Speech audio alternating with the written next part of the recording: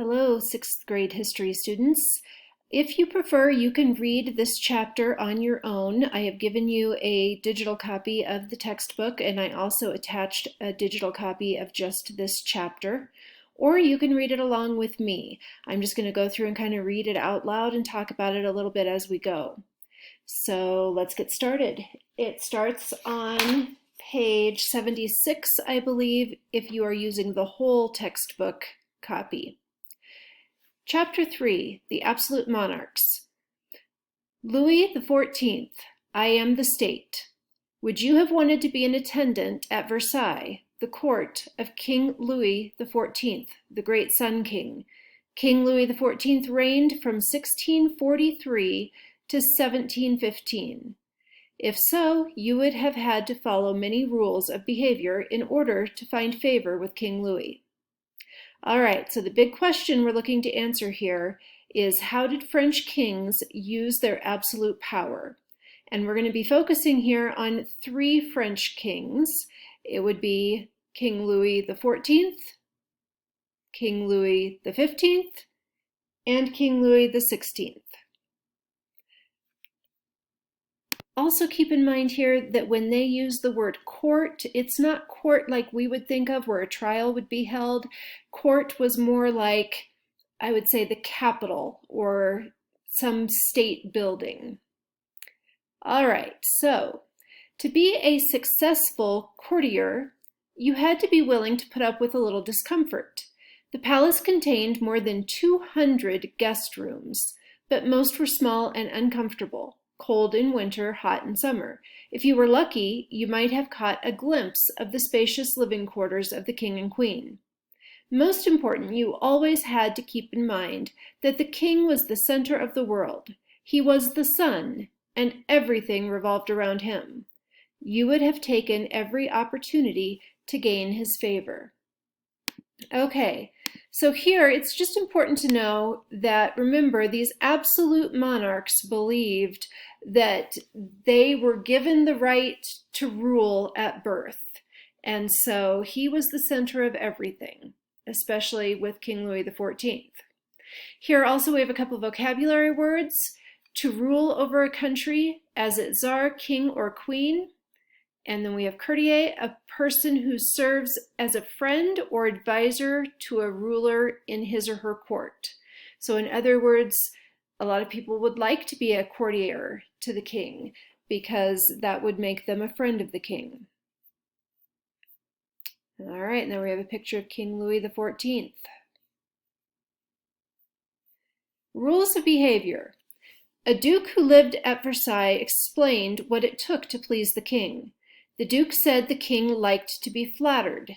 People at court had to be ready with a compliment at a moment's notice. The more extravagant, the better.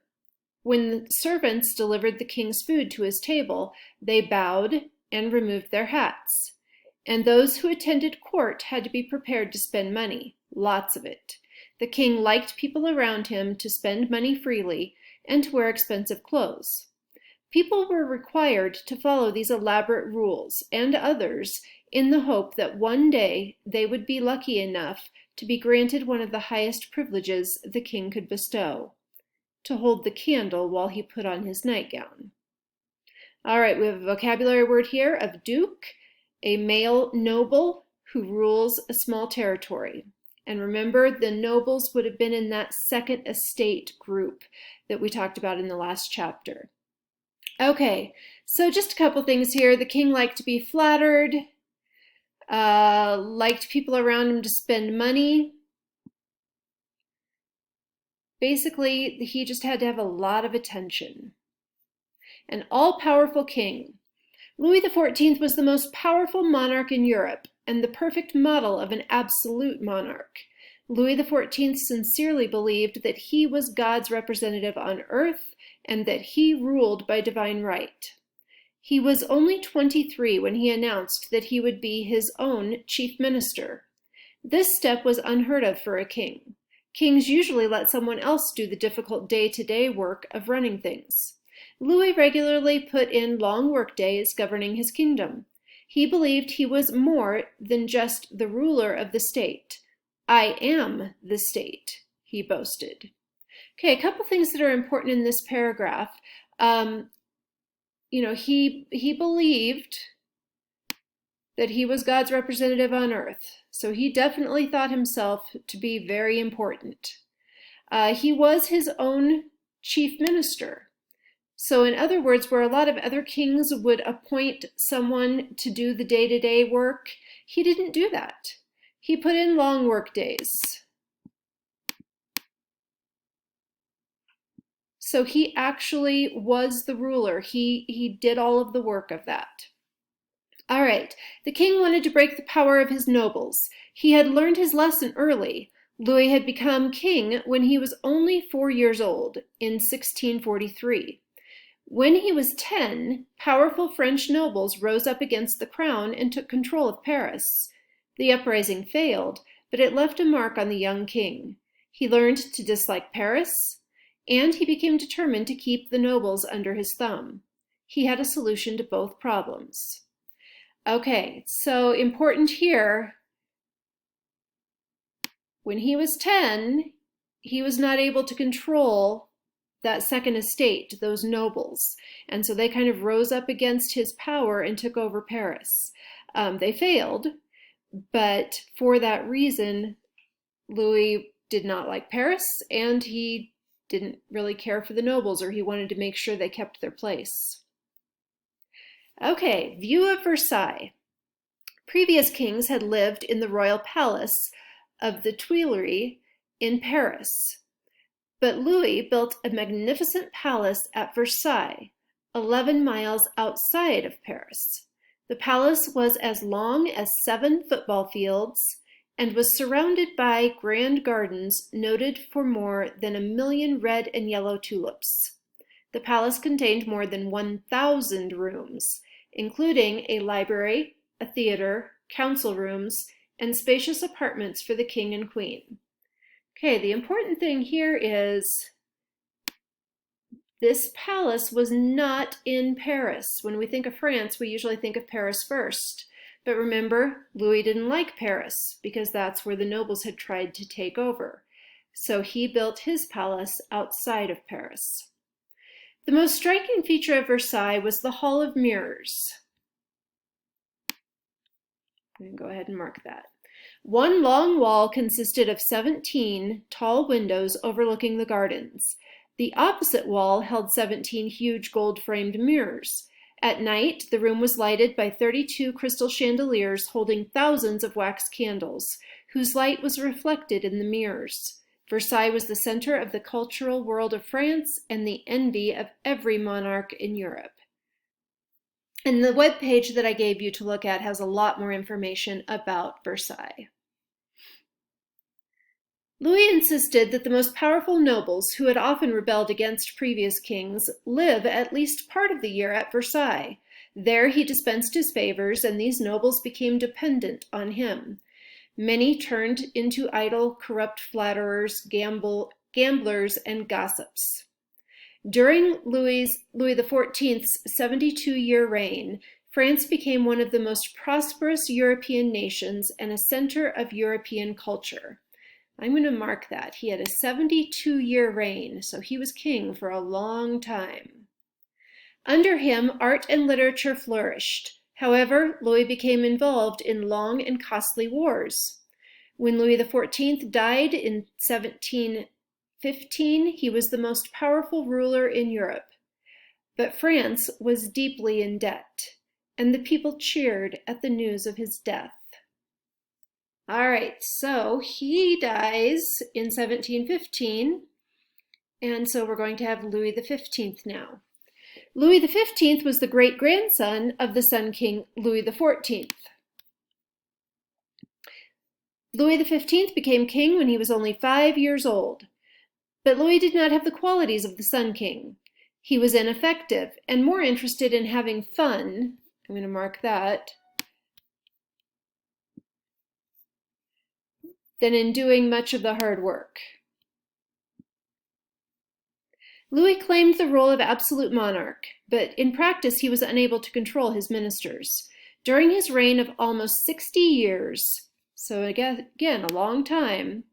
France continued to become involved in costly wars, including the French and Indian War. This war, known to the French as the 7 Years' War, also caused the country to lose its colonies in North America and India. Okay, if you know anything about the French and Indian War, it was really the French and the British more that were fighting over land. Like his great-grandfather, Louis XV kept his court at Versailles, becoming more and more isolated from his people. As a boy, he was known as Louis the Well-Beloved, but by his death, he was thoroughly hated by the people, as Louis XIV had been. For the most part, Louis XV continued the policies of heavily taxing the poor and spending extravagantly. Through his final years, he took some steps to impose greater financial responsibilities on the French aristocracy. He knew, however, that he was leaving France in a financial crisis and that terrible problems might follow his reign. Okay, so remember, we're going to have some problems in France in order to lead up to this revolution. Okay, so a young prince. On August 23rd, 1754, a baby boy was born at the Palace of Versailles. A courier was sent to King Louis XV, who was at another palace at the time, to announce the birth of his grandson, Louis Augustus. The courier never arrived. He was thrown from his horse and broke his neck. Perhaps it was an omen. The baby boy would grow up to be King Louis XVI, the last absolute monarch of France, who would one day die in a bloody revolution. Louis XVI was kind and generous, but he had trouble making decisions. He was more interested in hunting than in the affairs of the country.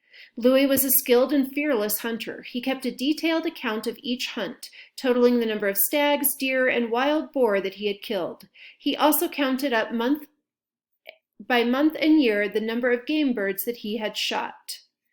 Okay, more interested in hunting. Let's see, skilled and fearless hunter. Once off his horse, Louis XVI was shy and awkward. At this time in history, France needed a strong and courageous leader, but Louis was neither of those things. He was an ordinary man, not especially bright or talented or bold. He was not suited to the task before him. When Louis was 15, he married the beautiful 14-year-old Marie Antoinette, daughter of the Austrian Empress Maria Theresa. Louis adored and indulged his wife. 5 years later, Louis and Marie Antoinette took the throne. "I feel like the universe is going to fall on me," Louis said when he became king. And indeed, it eventually did. Okay, so you were probably as surprised as I was that he got married at age 15 and his wife was only 14. So that means 5 years later, when they took over the throne and became king and queen, they would have been 20 and 19 years old. Okay, and so he kind of knew that things were going wrong, and eventually that is what happened. And we will talk a lot more about Marie Antoinette in the next chapter. All right, so now you have some information about the 3 King Louis. We had King Louis XIV, King Louis XV, and King Louis XVI. So in your notes, you're just going to write down some information about all 3 of those so that you can kind of remember which one was which. After that, if you want to take a look at a website that I gave you a link for, there's a short little video showing the Palace of Versailles. There's some great pictures of the Palace of Versailles. It really is very interesting. Hopefully we'll have some time that I can have you watch a more detailed video later. Have a great day.